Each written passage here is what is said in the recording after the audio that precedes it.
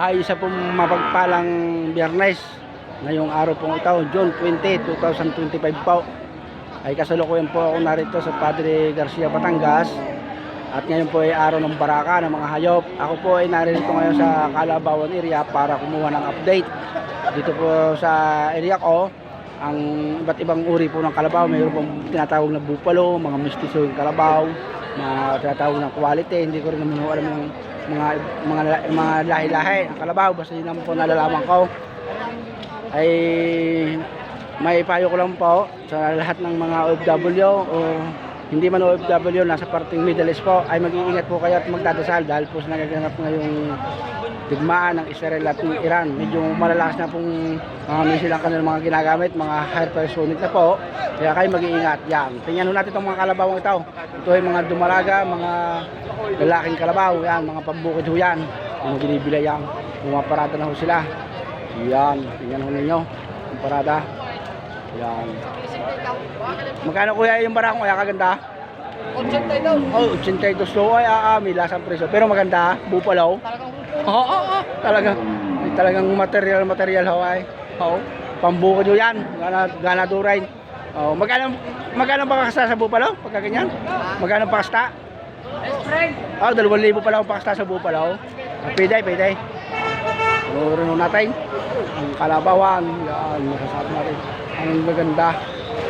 Yan. Ito po mga sama. Ito po ay parang sa tingin ko po ngayon ikakunti ang tingin na kalabaw. O baka may karga na. Natala na sa Maynila. Yan, tingnan ninyo. Ayan. Mamamimili ng kalabaw. Yung pong may mga trabaho, lalo na po mga taga-probinsya, mga OFW, ay mas maigi pong ang inyong pera, imbis nyo sa hayupan kung meron kayong pagkakataon.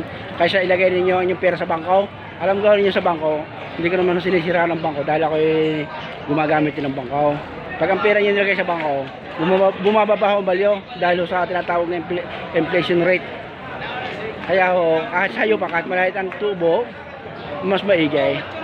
Kaya naman, siyempre, yung mga katera naman sa city, sa bayan, wala naman yung hilig, hindi ka tayo mga taga-probinsya. So, maganda ho, kita ho sa hayupan.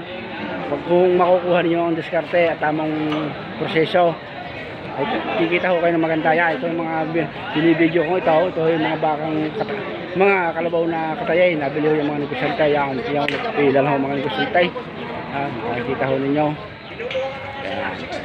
Yan ninyo. Gagaganda naman huway.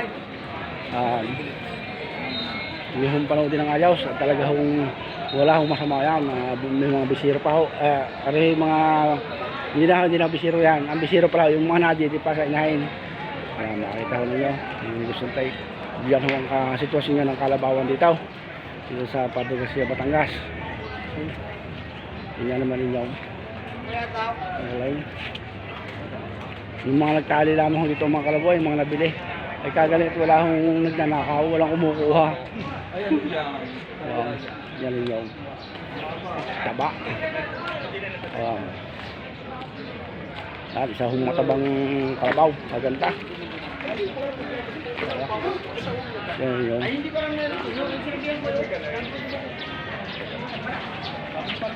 ikutin ho natin tayo, babalikan ho natin yung kabilang area para makita ho ninyo.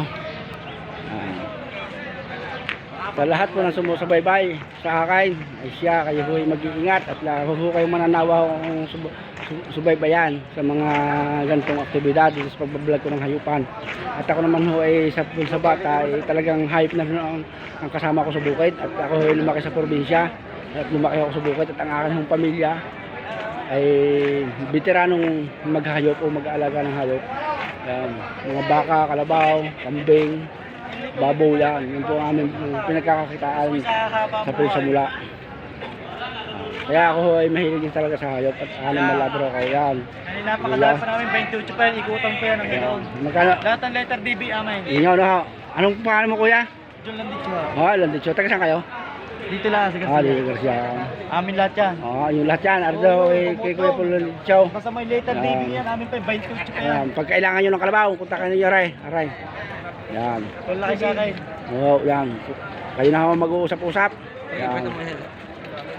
Yan ang pinakamagulang diyan, bata pa yung magulang na. Yun ang pinamagulang. Yan marunong. Poland dito pa yan. Yan. Yan ninyo, mga kalabaw nila, kagaganda. 28 sa kalabaw ang kanilang dala. Anong ganda may? Ang hida. Tingnan ninyo. Nakatuwa naman huway. Yan, tingnan ninyo. Yan ho, ang sitwasyon ng kalabaw na yun. Ay, anong damay. Hindi basta eh. Kalagad! Yun ho yung mga itong nakasentro, itong hinihikap pong itaw. Yung, sa Batangas po yung hinihikap. Pinapasilan o sinisinsayan. Yun ho yung mga alagay pang kalabaw. Mga bata pa ho yan. Pambukit pa ho yan. Tingnan nyo, usap-usap sila. Ang daming kalabaw ay walang sawa ang tao ay.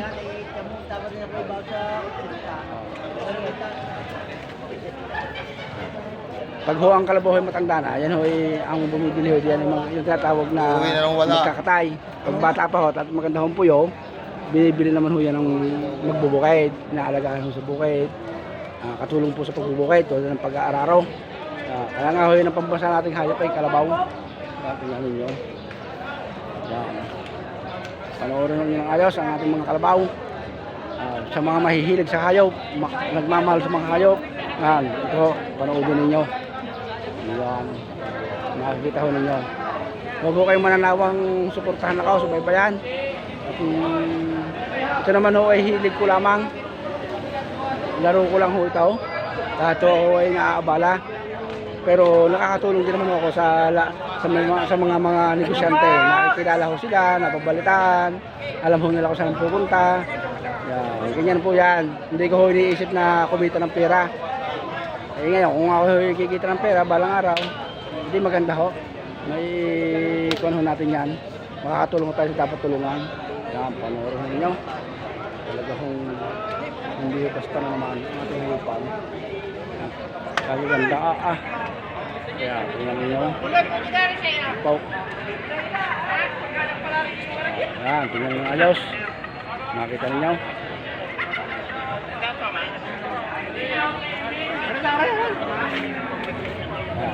At yan, usap-usap sila.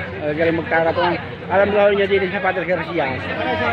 Nagkakabili na din sa online. Yung ibibidyo mo lamang yung hayop. Tapos tatarutunan ng mamimili.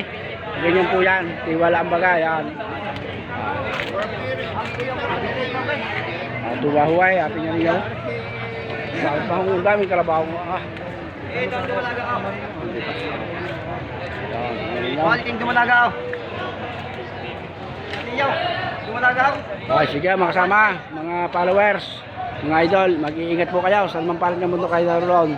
Ang dasal ko po ay dasal ko rin sa inyo. God bless po. Bye-bye.